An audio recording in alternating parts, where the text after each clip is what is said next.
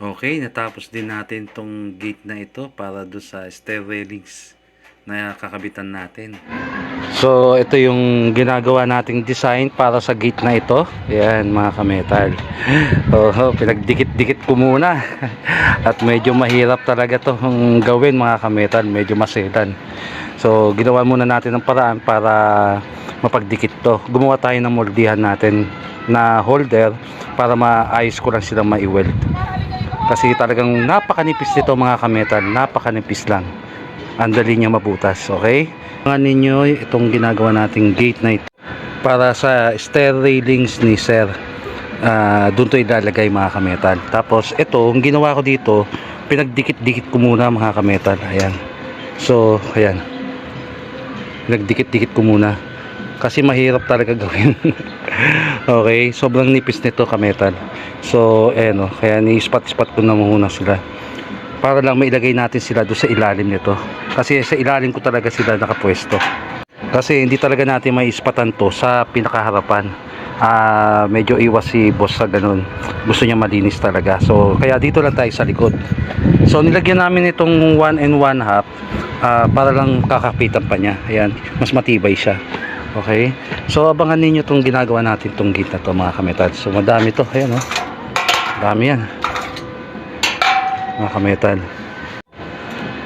Ito, mga kametal, ayan, so ini-spot-spot na natin siya. Nakabaliktad tayo, so yung harapan dito, kailangan natin siya i-spot sa likod lang kasi talaga para malinis yung harapan. So gumagamit tayo ng mga holder natin saka guide ito para magpantay-pantay pa rin sila. At ito na ngayon, mga kametal, ang kinalabasan ng gawa natin. Ayan. So, yan, binago namin yung design sa gitna kasi hindi maganda tingnan. Kaya sinuggest ko kay boss, i-slant lang para sa support nitong mga cast iron na ito. Nilagay namin sa gitna. Okay. Yan, kaya marami-rami na naman nadagdag na bakal dito na 1/2 by 1. Okay. Ayan po, mga kametal. Ito bali yung pinakalikod. Ayan, yung pinakalikod niya. Okay, so yung pinakaharap niya, ito papakita ko sa inyo. Pero ayan, nahasa na rin natin, mga kametal. Ayan, so gagamitan pa to na mas manipis na flap disc, yung 320. Tapos niyan yung scotch brite saka yung polishing pad na ang gagamitin natin dito para matanggal yung mga puti-puti na yan, para maging mirror finish yan, mga kametal. So, huwag kayong mag-alala at ma-finish din natin to. Okay? So, ayan, na sand na natin yung unang ginamitan natin siya ng flap disc na number 80 saka 120. Ayan. Tapos yan, 320 na po, mga kametal. Tapos, ito yung pinakaharap naman niya.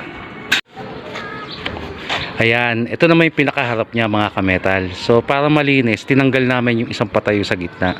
So sinuggest ko ilagay na lang sa gitna para malinis yung mga pagitan nila. Tingnan. Ayan. So ganito po nangyari. Ayan, ito yung pinakaharap. Ayan, itayo na natin.